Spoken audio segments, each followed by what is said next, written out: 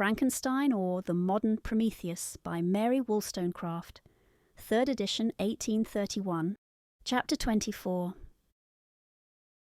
My present situation was one in which all voluntary thought was swallowed up and lost. I was hurried away by fury. Revenge alone endowed me with strength and composure. It moulded my feelings and allowed me to be calculating and calm at periods when otherwise delirium or death would have been my portion. My first resolution was to quit Geneva forever, my country which, when I was happy and beloved, was dear to me, now, in my adversity, became hateful. I provided myself with a sum of money, together with a few jewels which had belonged to my mother, and departed. And now my wanderings began, which are to cease but with life. I have traversed a vast portion of the earth, and have endured all the hardships which travellers in deserts and barbarous countries are wont to meet. How I have lived I hardly know. Many times have I stretched my failing limbs upon the sandy plain, and prayed for death.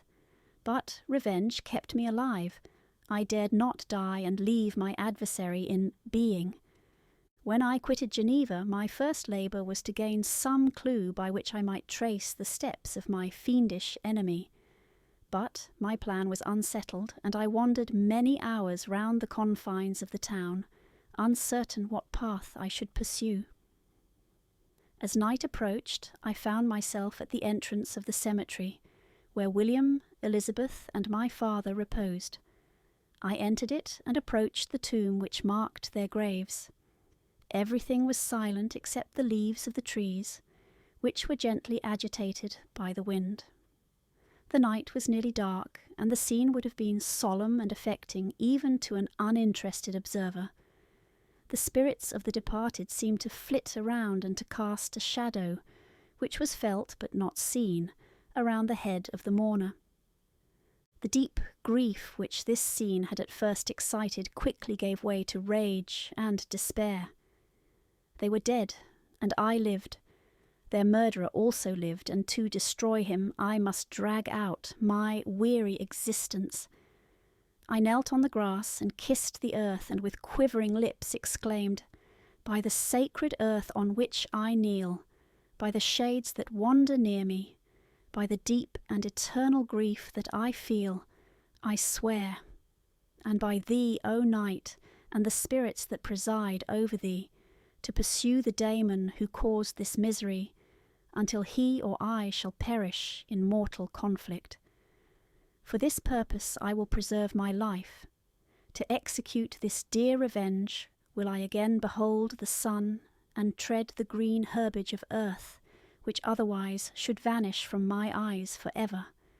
And I call on you, spirits of the dead, and on you, wandering ministers of vengeance, to aid and conduct me in my work. Let the cursed and hellish monster drink deep of agony. Let him feel the despair that now torments me. I had begun my adjuration with solemnity and an awe which almost assured me that the shades of my murdered friends heard and approved my devotion, but the furies possessed me as I concluded, and rage choked my utterance. I was answered through the stillness of night by a loud and fiendish laugh. It rang on my ears long and heavily. The mountains re-echoed it, and I felt as if all hell surrounded me with mockery and laughter. Surely in that moment I should have been possessed by frenzy and have destroyed my miserable existence, but that my vow was heard and that I was reserved for vengeance. The laughter died away when a well-known and abhorred voice, apparently close to my ear, addressed me in an audible whisper. "I am satisfied, miserable wretch. You have determined to live, and I am satisfied." I darted towards the spot from which the sound proceeded, but the devil eluded my grasp. Suddenly the broad disk of the moon arose and shone full upon his ghastly and distorted shape as he fled with more than mortal speed. I pursued him, and for many months this has been my task. Guided by a slight clue, I followed the windings of the Rhône. but vainly. The blue Mediterranean appeared, and by a strange chance I saw the fiend enter by night and hide himself in a vessel bound for the Black Sea. I took my passage in the same ship, but he escaped, I know not how. Amidst the wilds of Tartary and Russia, although he still evaded me, I have ever followed in his track. Sometimes the peasants, scared by this horrid apparition, informed me of his path. Sometimes he himself, who feared that if I lost all trace of him I should despair and die, left some mark to guide me. The snows descended on my head, and I saw the print of his huge step on the white plain. To you first entering on life, to whom care is new and agony unknown, how can you understand what I have felt and still feel? Cold, want, and fatigue were the least pains which I was destined to endure. I was cursed by some devil and carried about with me my eternal hell. Yet still a spirit of good followed and directed my steps, and when I most murmured, would suddenly extricate me from seemingly insurmountable difficulties. Sometimes when nature, overcome by hunger, sank under the exhaustion, a repast was prepared for me in the desert that restored and inspirited me. The fare was, indeed, coarse, such as the peasants of the country ate, but I will not doubt that it was set there by the spirits that I had invoked to aid me. Often, when all was dry, the heavens cloudless, and I was parched by thirst, a slight cloud would bedim the sky, shed the few drops that revived me, and vanish. I followed, when I could, the courses of the rivers, but the daemon generally avoided these, as it was here that the population of the country chiefly collected. In other places human beings were seldom seen, and I generally subsisted on the wild animals that crossed my path. I had money with me and gained the friendship of the villagers by distributing it, or I brought with me some food that I had killed, which, after taking a small part, I always presented to those who had provided me with fire and utensils for cooking. My life, as it passed thus, was indeed hateful to me, and it was during sleep alone that I could taste joy. O blessed sleep! Often, when most miserable, I sank to repose, and my dreams lulled me even to rapture. The spirits that guarded me had provided these moments, or rather hours, of happiness that I might retain strength to fulfill my pilgrimage. Deprived of this respite, I should have sunk under my hardships. During the day I was sustained and inspirited by the hope of night, for in sleep I saw my friends, my wife, and my beloved country. Again I saw the benevolent countenance of my father, heard the silver tones of my Elizabeth's voice, and beheld Clerval enjoying health and youth. Often, when wearied by a toilsome march, I persuaded myself that I was dreaming until night should come, and that I should then enjoy reality in the arms of my dearest friends. What agonizing fondness did I feel for them! How did I cling to their dear forms, as sometimes they haunted even my waking hours, and persuade myself that they still lived. At such moments vengeance that burned within me died in my heart, and I pursued my path towards the destruction of the daemon more as a task enjoined by heaven, as the mechanical impulse of some power of which I was unconscious, than as the ardent desire of my soul. What his feelings were whom I pursued I cannot know. Sometimes, indeed, he left marks in writing on the barks of the trees, or cut in stone, that guided me and instigated my fury. My reign is not yet over. These words were legible in one of these inscriptions. You live, and my power is complete. Follow me, I seek the everlasting ices of the north, where you will feel the misery of cold and frost, to which I am impassive. You will find near this place, if you follow not too tardily, a dead hare. Eat and be refreshed. Come on, my enemy. We have yet to wrestle for our lives, but many hard and miserable hours must you endure until that period shall arrive. Scoffing devil, again do I vow vengeance, again do I devote thee, miserable fiend, to torture and death. Never will I give up my search until he or I perish. And then with what ecstasy shall I join my Elizabeth and my departed friends, who even now prepare for me the reward of my tedious toil and horrible pilgrimage. As I still pursued my journey to the northward, the snows thickened and the cold increased in a degree almost too severe to support. The peasants were shut up in their hovels, and only a few of the most hardy ventured forth to seize the animals whom starvation had forced from their hiding places to seek for prey. The triumph of my enemy increased with the difficulty of my labours. One inscription that he left was in these words: "Prepare. Your toils only begin. Wrap yourself in furs and provide food, for we shall soon enter upon a journey where your sufferings will satisfy my everlasting hatred." My courage and perseverance were invigorated by these scoffing words. I resolved not to fail in my purpose, and calling on heaven to support me, I continued with unabated fervour to traverse immense deserts, until the ocean appeared at a distance and formed the utmost boundary of the horizon. Oh, how unlike it was to the blue seasons of the south! Covered with ice, it was only to be distinguished from land by its superior wildness and ruggedness. The Greeks wept for joy when they beheld the Mediterranean from the hills of Asia, and hailed with rapture the boundary of their toils.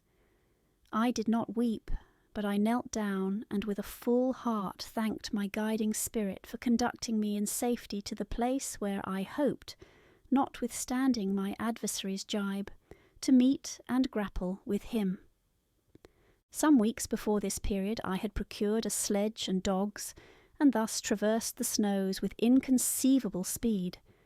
I know not whether the fiend possessed the same advantages, but I found that, as before I had daily lost ground in the pursuit, I now gained on him, so much so that when I first saw the ocean, he was but 1 day's journey in advance, and I hoped to intercept him before he should reach the beach. With new courage, therefore, I pressed on, and in 2 days arrived at a wretched hamlet on the seashore. I inquired of the inhabitants concerning the fiend and gained accurate information. A gigantic monster, they said, had arrived the night before, armed with a gun and many pistols, putting to flight the inhabitants of a solitary cottage through fear of his terrific appearance. He had carried off their store of winter food, and placing it in a sledge, to draw which he had seized on a numerous drove of trained dogs, he had harnessed them, and the same night, to the joy of the horror-struck villagers, had pursued his journey across the sea in a direction that led to no land, and they conjectured that he must speedily be destroyed by the breaking of the ice or frozen by the eternal frosts. On hearing this information, I suffered a temporary access of despair.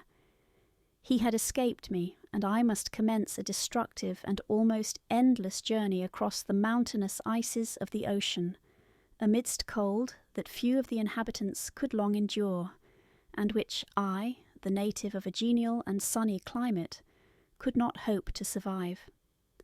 Yet at the idea that the fiend should live and be triumphant, my rage and vengeance returned, and like a mighty tide, overwhelmed every other feeling. After a slight repose, during which the spirits of the dead hovered round and instigated me to toil and revenge, I prepared for my journey. I exchanged my land sledge for one fashioned for the inequalities of the frozen ocean, and purchasing a plentiful stock of provisions, I departed from land. I cannot guess how many days have passed since then, but I have endured misery which nothing but the eternal sentiment of a just retribution burning within my heart could have enabled me to support. Immense and rugged mountains of ice often barred up my passage, and I often heard the thunder of the ground sea, which threatened my destruction. But again the frost came and made the paths of the sea secure. By the quantity of provision which I had consumed, I should guess that I had passed 3 weeks in this journey, and the continual protraction of hope returning back upon the heart often wrung bitter drops of despondency and grief from my eyes. Despair had indeed almost secured her prey, and I should soon have sunk beneath this misery. Once after the poor animals that conveyed me had with incredible toil gained the summit of a sloping ice mountain, and one, sinking under his fatigue, died, I viewed the expanse before me with anguish, when suddenly my eye caught a dark speck upon the dusky plain. I strained my sight to discover what it could be, and uttered a wild cry of ecstasy when I distinguished a sledge and the distorted proportions of a well-known form within. Oh, with what a burning gush did hope revisit my heart! Warm tears filled my eyes, which I hastily wiped away, that they might not intercept the view I had of the daemon. But still my sight was dimmed by the burning drops, until, giving way to the emotions that oppressed me, I wept aloud. But this was not the time for delay. I disencumbered the dogs of their dead companion, gave them a plentiful portion of food, and after an hour's rest, which was absolutely necessary, and yet which was bitterly irksome to me, I continued my route. The sledge was still visible, nor did I again lose sight of it, except at the moments when, for a short time, some ice rock concealed it with its intervening crags. I indeed perceptibly gained on it, and when, after nearly 2 days' journey, I beheld my enemy at no more than a mile distant, my heart bounded within me. But now, when I appeared almost within grasp of my foe, my hopes were suddenly extinguished, and I lost all trace of him more utterly than I had ever done before. A ground sea was heard, the thunder of its progress, as the waters rolled and swelled beneath me, became every moment more ominous and terrific. I pressed on, but in vain. The wind arose, the sea roared, and, as with the mighty shock of an earthquake, it split and cracked with a tremendous and overwhelming sound. The work was soon finished. In a few minutes a tumultuous sea rolled between me and my enemy, and I was left drifting on a scattered piece of ice that was continually lessening and thus preparing for me a hideous death. In this manner many appalling hours passed. Several of my dogs died, and I myself was about to sink under the accumulation of distress when I saw your vessel riding at anchor and holding forth to me hopes of succour and life. I had no conception that vessels ever came so far north, and was astounded at the sight. I quickly destroyed part of my sledge to construct oars, and by these means was enabled, with infinite fatigue, to move my ice raft in the direction of your ship. I had determined, if you were going southwards, still to trust myself to the mercy of the seas rather than abandon my purpose. I hoped to induce you to grant me a boat with which I could pursue my enemy, but your direction was northwards. You took me on board when my vigour was exhausted, and I should soon have sunk under my multiplied hardships into a death which I still dread, for my task is unfulfilled. Oh, when will my guiding spirit, in conducting me to the daemon, allow me the rest I so much desire? Or must I die, and he yet live? If I do, swear to me, Walton, that he shall not escape, that you will seek him and satisfy my vengeance in his death. And do I dare to ask of you to undertake my pilgrimage, to endure the hardships that I have undergone? No, I am not so selfish. Yet when I am dead, if he should appear, if the ministers of vengeance should conduct him to you, swear that he shall not live. Swear that he shall not triumph over my accumulated woes and survive to add to the list of his dark crimes. He is eloquent and persuasive, and once his words had even power over my heart. But trust him not. His soul is as hellish as his form, full of treachery and fiend-like malice. Hear him not call on the names of William, Justine, Clerval, Elizabeth, my father, and of the wretched Victor, and thrust your sword into his heart. I will hover near and direct the steel aright. Walton, in continuation.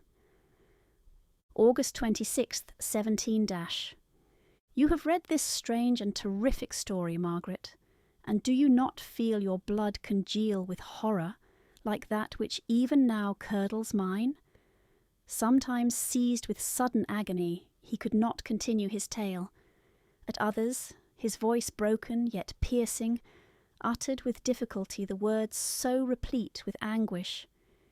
His fine and lovely eyes were now lighted up with indignation, now subdued to downcast sorrow and quenched in infinite wretchedness.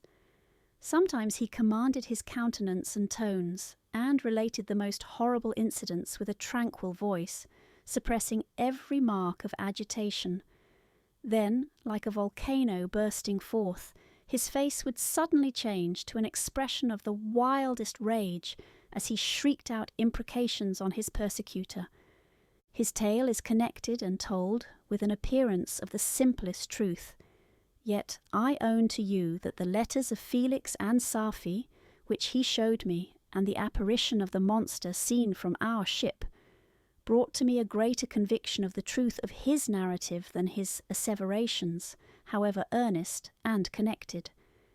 Such a monster has, then, really existence.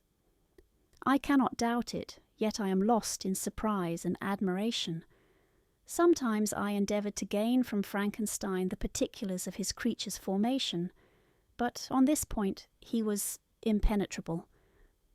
"Are you mad, my friend?" said he, "or whither does your senseless curiosity lead you?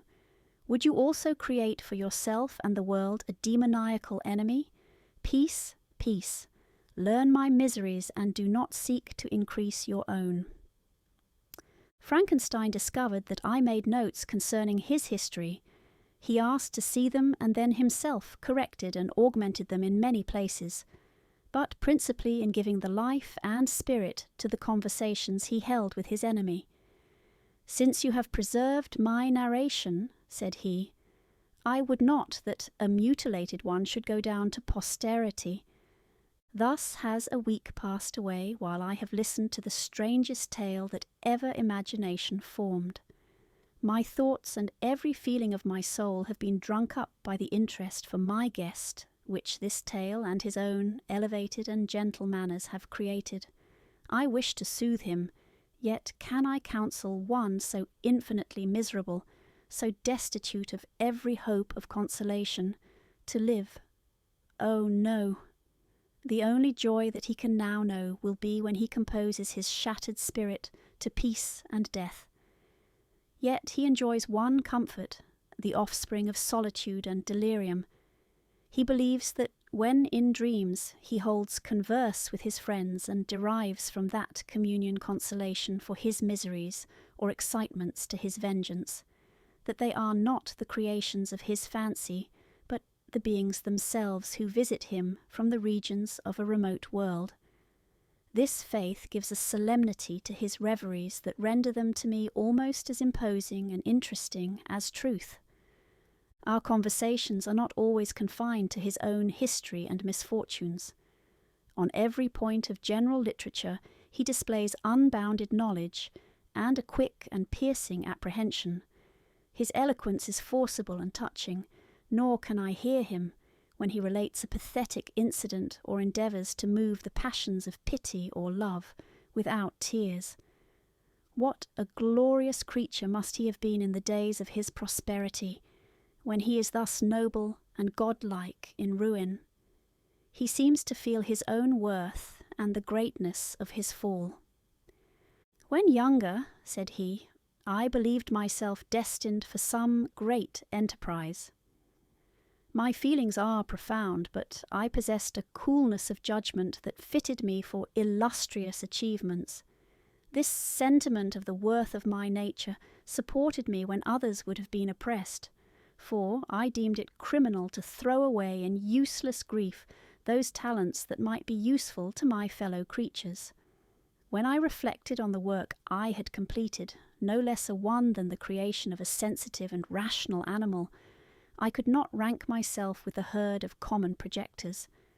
But this thought, which supported me in the commencement of my career, now serves only to plunge me lower in the dust. All my speculations and hopes are as nothing, and like the archangel who aspired to omnipotence, I am chained in an eternal hell. My imagination was vivid, yet my powers of analysis and application were intense. By the union of these qualities I conceived the idea and executed the creation of a man. Even now I cannot recollect without passion my reveries while the work was incomplete. I trod heaven in my thoughts, now exulting in my powers, now burning with the idea of their effects. From my infancy I was imbued with high hopes and a lofty ambition. But how am I sunk?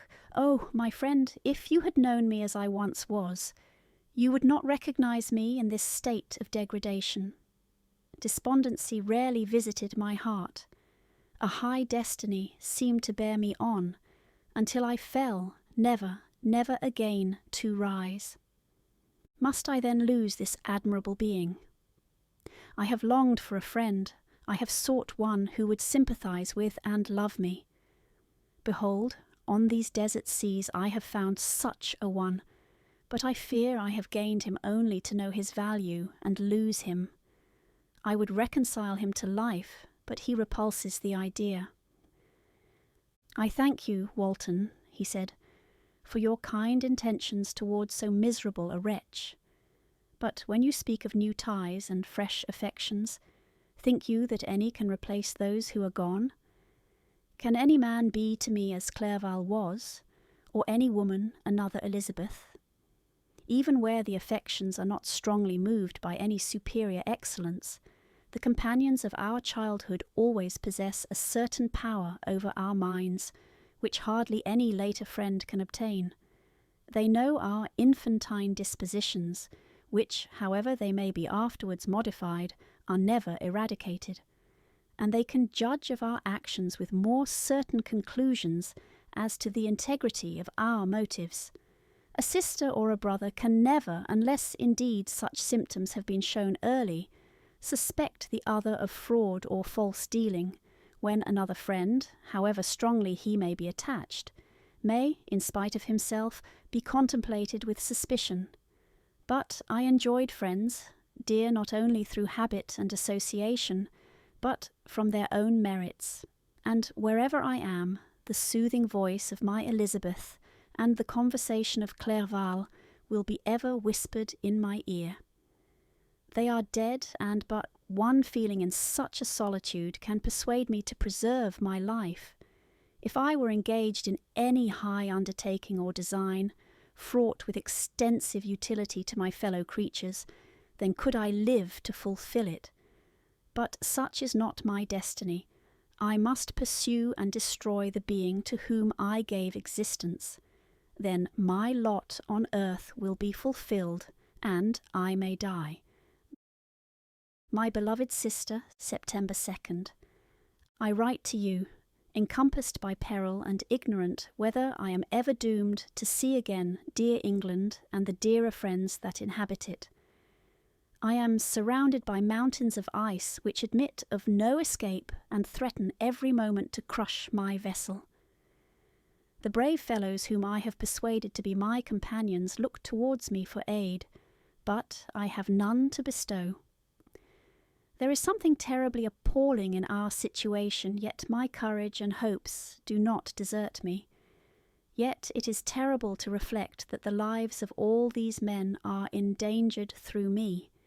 If we are lost, my mad schemes are the cause. And what, Margaret, will be the state of your mind? You will not hear of my destruction, and you will anxiously await my return. Years will pass, and you will have visitings of despair, and yet be tortured by hope. Oh, my beloved sister, the sickening failing of your heartfelt expectations is, in prospect, more terrible to me than my own death. But you have a husband and lovely children. You may be happy. Heaven bless you and make you so. My unfortunate guest regards me with the tenderest compassion. He endeavours to fill me with hope and talks as if life were a possession which he valued. He reminds me how often the same accidents have happened to other navigators who have attempted this sea, and in spite of myself, he fills me with cheerful auguries. Even the sailors feel the power of his eloquence. When he speaks, they no longer despair. He rouses their energies, and while they hear his voice, they believe these vast mountains of ice are molehills which will vanish before the resolutions of man. These feelings are transitory. Each day of expectation delayed fills them with fear, and I almost dread a mutiny caused by this despair. September 5th. A scene has just passed of such uncommon interest that, although it is highly probable that these papers may never reach you, yet I cannot forbear recording it. We are still surrounded by mountains of ice, still in imminent danger of being crushed in their conflict. The cold is excessive, and many of my unfortunate comrades have already found a grave amidst this scene of desolation. Frankenstein has daily declined in health. A feverish fire still glimmers in his eyes, but he is exhausted, and when suddenly roused to any exertion, he speedily sinks again into apparent lifelessness. I mentioned in my last letter the fears I entertained of a mutiny. This morning, as I sat watching the wan countenance of my friend, his eyes half closed and his limbs hanging listlessly, I was roused by half a dozen of the sailors who demanded admission into the cabin. They entered, and their leader addressed me. He told me that he and his companions had been chosen by the other sailors to come in deputation to me to make me a requisition which, in justice, I could not refuse. We were immured in ice and should probably never escape, but they feared that if, as was possible, the ice should dissipate and a free passage be opened, I should be rash enough to continue my voyage and lead them into fresh dangers after they might happily have surmounted this. They insisted, therefore, that I should engage with a solemn promise that if the vessel should be freed, I would instantly direct my course southwards. This speech troubled me. I had not despaired, nor had I yet conceived the idea of returning if set free. Yet could I, in justice or even in possibility, refuse this demand? I hesitated before I answered, when Frankenstein, who had at first been silent, and indeed appeared hardly to have force enough to attend, now roused himself. His eyes sparkled, and his cheeks flushed with momentary vigour. Turning towards the men, he said, "What do you mean? What do you demand of your captain? Are you, then, so easily turned from your design? Did you not call this a glorious expedition? And wherefore was it glorious? Not because the way was smooth and placid as a southern sea, but because it was full of dangers and terror, because at every new incident your fortitude was to be called forth, and your courage exhibited, because danger and death surrounded it, and these you were to brave and overcome. For this was it an honourable undertaking. You were hereafter to be hailed as the benefactors of your species, your names adored as belonging to brave men who encountered death for honour and the benefit of mankind. And now, behold, with the first imagination of danger, or if you will, the first mighty and terrific trial of your courage, you shrink away and are content to be handed down as men who had not strength enough to endure cold and peril, and so, poor souls, they were chilly and returned to their warm firesides. Why, that requires not this preparation. Ye need not have come thus far and dragged your captain to the shame of a defeat, merely to prove yourselves cowards. Oh, be men, or be more than men. be steady to your purposes and firm as a rock. This ice is not made of such stuff as your hearts may be. It is mutable and cannot withstand you if you say that it shall not. Do not return to your families with the stigma of disgrace marked on your brows. Return as heroes who have fought and conquered, and who know not what it is to turn their backs on the foe."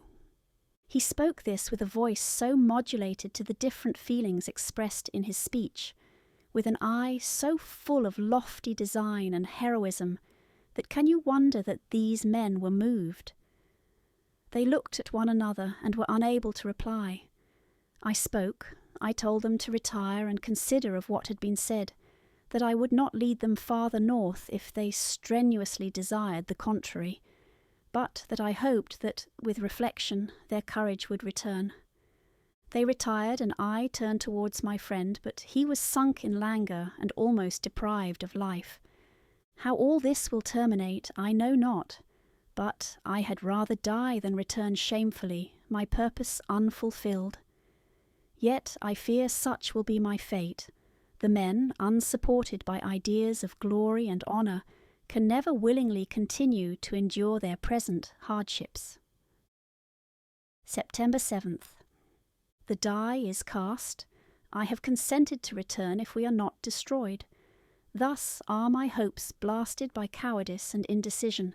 I come back ignorant and disappointed. It requires more philosophy than I possess to bear this injustice with patience. September 12th. It is past. I am returning to England. I have lost my hopes of utility and glory. I have lost my friend. But I will endeavour to detail these bitter circumstances to you, my dear sister, and while I am wafted towards England and towards you, I will not despond.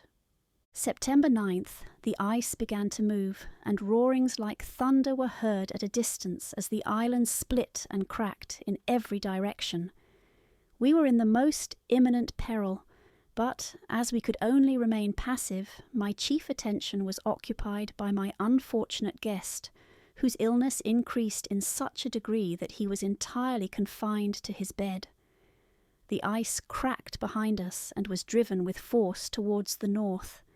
A breeze sprang from the west, and on the 11th the passage towards the south became perfectly free.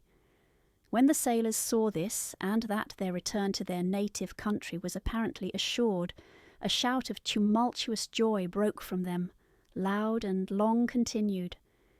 Frankenstein, who was dozing, awoke and asked the cause of the tumult. "They shout," I said, "because they will soon return to England." "Do you then really return?" "Alas! Yes, I cannot withstand their demands. I cannot lead them unwillingly to danger, and I must return." "Do so if you will, but I will not. You may give up your purpose, but mine is assigned to me by heaven, and I dare not. I am weak, but surely the spirits who assist my vengeance will endow me with sufficient strength." Saying this, he endeavoured to spring from the bed, but the exertion was too great for him. He fell back and fainted. It was long before he was restored, and I often thought that life was entirely extinct. At length he opened his eyes. He breathed with difficulty and was unable to speak. The surgeon gave him a composing draught and ordered us to leave him undisturbed. In the meantime he told me that my friend had certainly not many hours to live. His sentence was pronounced, and I could only grieve and be patient. I sat by his bed watching him. His eyes were closed, and I thought he slept. But presently he called to me in a feeble voice, and bidding me come near, said, "Alas, the strength I relied on is gone. I feel that I shall soon die, and he, my enemy and persecutor, may still be in being. Think not, Walton, that in the last moments of my existence I feel that burning hatred and ardent desire of revenge I once expressed, but I feel myself justified in desiring the death of my adversary. During these last days I have been occupied in examining my past conduct, nor do I find it blamable. In a fit of enthusiastic madness, I created a rational creature, and was bound towards him to assure, as far as was in my power, his happiness and well-being. This was my duty, but there was another still paramount to that.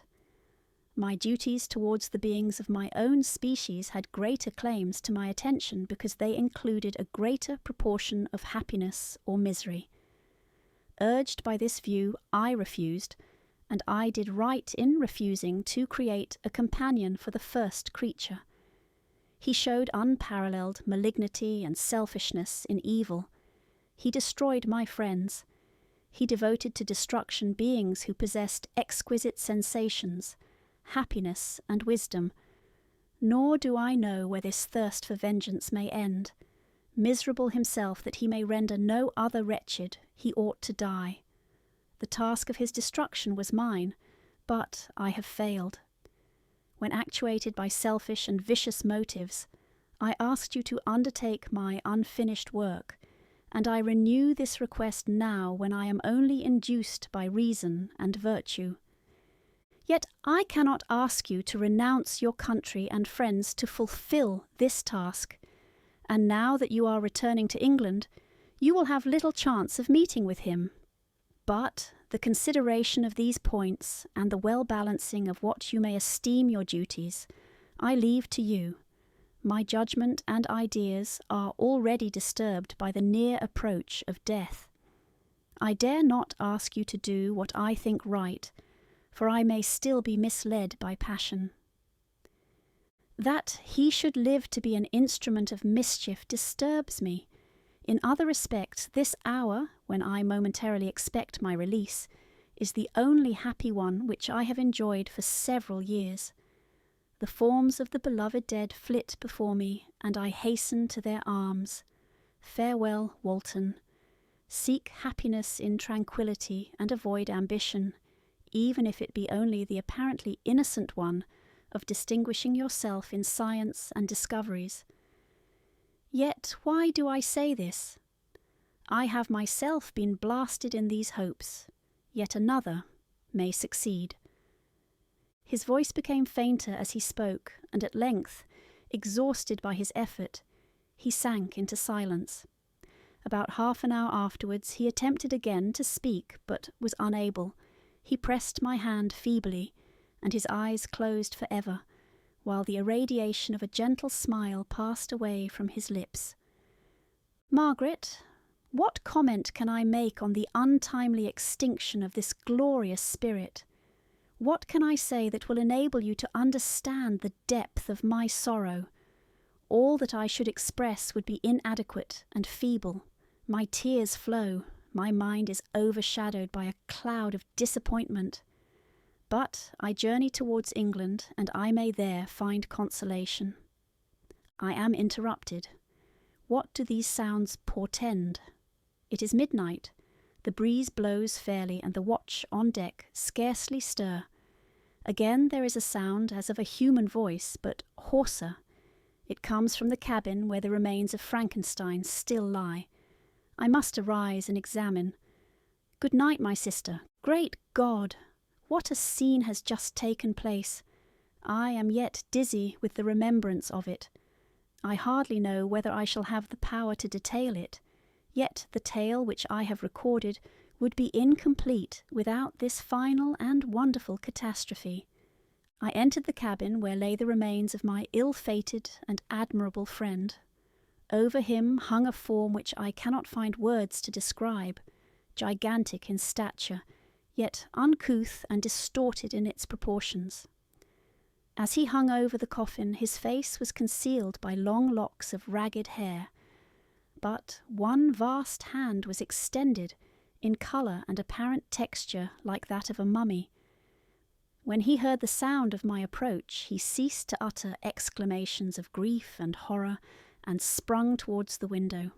Never did I behold a vision so horrible as his face, of such loathsome yet appalling hideousness. I shut my eyes involuntarily and endeavoured to recollect what were my duties with regard to this destroyer. I called on him to stay. He paused, looking on me with wonder, and again turning towards the lifeless form of his creator, he seemed to forget my presence, and every feature and gesture seemed instigated by the wildest rage of some uncontrollable passion. "That is also my victim!" he exclaimed. "In his murder my crimes are consummated. The miserable series of my being is wound to its close. O Frankenstein, generous and self-devoted being, what does it avail that I now ask thee to pardon me? I, who irretrievably destroyed thee by destroying all thou lovedst. Alas, he is cold. He cannot answer me." His voice seemed suffocated, and my first impulses, which had suggested to me the duty of obeying the dying request of my friend in destroying his enemy, were now suspended by a mixture of curiosity and compassion. I approached this tremendous being. I dared not again raise my eyes to his face. There was something so scaring and unearthly in his ugliness. I attempted to speak, but the words died away on my lips. The monster continued to utter wild and incoherent self-reproaches. At length I gathered resolution to address him in a pause of the tempest of his passion. "Your repentance," I said, "is now superfluous. If you had listened to the voice of conscience and heeded the stings of remorse before you had urged your diabolical vengeance to this extremity, Frankenstein would yet have lived." "And do you dream," said the daemon, "do you think that I was then dead to agony and remorse? He continued, pointing to the corpse, "he suffered not in the consummation of the deed. Oh, not the 10,000th portion of the anguish that was mine during the lingering detail of its execution. A frightful selfishness hurried me on, while my heart was poisoned with remorse. Think you that the groans of Clerval were music to my ears? My heart was fashioned to be susceptible of love and sympathy, and when wrenched by misery to vice and hatred, it did not endure the violence of the change without torture, such as you cannot even imagine. After the murder of Clerval, I returned to Switzerland, heartbroken and overcome. I pitied Frankenstein. My pity amounted to horror. I abhorred myself. But when I discovered that he, the author at once of my existence and of its unspeakable torments, dared to hope for happiness, that while he accumulated wretchedness and despair upon me, he sought his own enjoyment in feelings and passions, from the indulgence of which I was for ever barred, then impotent envy and bitter indignation filled me with an insatiable thirst for vengeance. I recollected my threat and resolved that it should be accomplished. I knew that I was preparing for myself a deadly torture, but I was the slave, not the master, of an impulse which I detested yet could not disobey. Yet when she died, nay, then I was not miserable. I had cast off all feeling, subdued all anguish, to riot in the excess of my despair. Evil thenceforth became my good. Urged thus far, I had no choice but to adapt my nature to an element which I had willingly chosen. The completion of my demoniacal design became an insatiable passion, and now it is ended. There is my last victim. I was at first touched by the expressions of his misery. Yet, when I called to mind what Frankenstein had said of his powers of eloquence and persuasion, and when I again cast my eyes on the lifeless form of my friend, indignation was rekindled within me. "Wretch!" I said, "it is well that you come here to whine over the desolation that you have made. You throw a torch into a pile of buildings, and when they are consumed, you sit among the ruins and lament the fall. Hypocritical fiend! If he whom you mourn still lived, still would he be the object. Again would he become the prey of your accursed vengeance. It is not pity that you feel. You lament only because the victim of your malignity is withdrawn from your power." "Oh, it is not thus, not thus," interrupted the being. Yet such must be the impression conveyed to you by what appears to be the purport of my actions. Yet I seek not a fellow feeling in my misery, no sympathy may I ever find. When I first sought it, it was the love of virtue, the feelings of happiness and affection with which my whole being overflowed, that I wished to be participated. But now that virtue has become to me a shadow, and that happiness and affection are turned into bitter and loathing despair, in what should I seek for sympathy? I am content to suffer alone, while my sufferings shall endure. When I die, I am well satisfied that abhorrence and opprobrium should load my memory. Once my fancy was soothed with dreams of virtue, of fame, and of enjoyment. Once I falsely hoped to meet with beings who, pardoning my outward form, would love me for the excellent qualities which I was capable of unfolding. I was nourished with high thoughts of honour and devotion. But now crime has degraded me beneath the meanest animal. No guilt, no mischief, no malignity, no misery can be found comparable to mine. When I run over the frightful catalogue of my sins, I cannot believe that I am the same creature whose thoughts were once filled with sublime and transcendent visions of the beauty and the majesty of goodness. But it is even so the fallen angel becomes a malignant devil. Yet even that enemy of God and man had friends and associates in his desolation. I am alone. You, who call Frankenstein your friend, seem to have a knowledge of my crimes and his misfortunes. But in the detail which he gave you of them, he could not sum up the hours and months of misery which I endured wasting in impotent passions. For while I destroyed his hopes, I did not satisfy my own desires. They were forever ardent and craving. Still I desired love and fellowship, and I was still spurned. Was there no injustice in this? Am I to be thought the only criminal when all humankind sinned against me? Why do you not hate Felix, who drove his friend from his door with contumely? Why do you not execrate the rustic who sought to destroy the saviour of his child? Nay, these are virtuous and immaculate beings. I, the miserable and the abandoned, am an abortion, to be spurned at and kicked and trampled on. Even now my blood boils at the recollection of this injustice. But it is true that I am a wretch. I have murdered the lovely and the helpless. I have strangled the innocent as they slept and grasped to death his throat, who never injured me or any other living thing. I have devoted my Creator, the select specimen of all that is worthy of love and admiration among men, to misery. I have pursued him even to that irremediable ruin. There he lies, white and cold in death. You hate me, but your abhorrence cannot equal that with which I regard myself. I look on the hands which executed the deed. I think on the heart in which the imagination of it was conceived, and long for the moment when these hands will meet my eyes, when that imagination will haunt my thoughts no more. Fear not that I shall be the instrument of future mischief. My work is nearly complete. Neither yours nor any man's death is needed to consummate the series of my being and accomplish that which must be done, but it requires my own. Do not think that I shall be slow to perform this sacrifice. I shall quit your vessel on the ice raft which brought me thither, and shall seek the most northern extremity of the globe. I shall collect my funeral pile and consume to ashes this miserable frame, that its remains may afford no light to any curious and unhallowed wretch who would create such another as I have been. I shall die.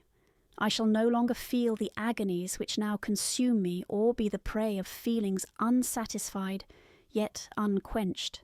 He is dead who called me into being. And when I shall be no more, the very remembrance of us both will speedily vanish. I shall no longer see the sun or stars or feel the winds play on my cheeks. Light, feeling, and sense will pass away, and in this condition must I find my happiness. Some years ago, when the images which this world affords first opened upon me, when I felt the cheering warmth of summer and heard the rustling of the leaves and the warbling of the birds, and these were all to me, I should have wept to die. Now it is my only consolation. Polluted by crimes and torn by the bitterest remorse, where can I find rest but in death? Farewell, I leave you, and in you the last of humankind whom these eyes will ever behold. Farewell, Frankenstein. If thou wert yet alive and yet cherished a desire of revenge against me, it would be better satiated in my life than in my destruction. But it was not so. Thou didst seek my extinction that I might not cause greater wretchedness, and if yet in some mode unknown to me thou hadst not ceased to think and feel, thou wouldst not desire against me a vengeance greater than that which I feel. Blasted as thou wert, my agony was still superior to thine, for the bitter sting of remorse will not cease to rankle in my wounds until death shall close them for ever. But soon, he cried with sad and solemn enthusiasm, I shall die, and what I now feel be no longer felt. Soon these burning miseries will be extinct. I shall ascend my funeral pile triumphantly and exult in the agony of the torturing flames. The light of that conflagration will fade away. My ashes will be swept into the sea by the winds. My spirit will sleep in peace, or if it thinks, it will not surely think thus. Farewell.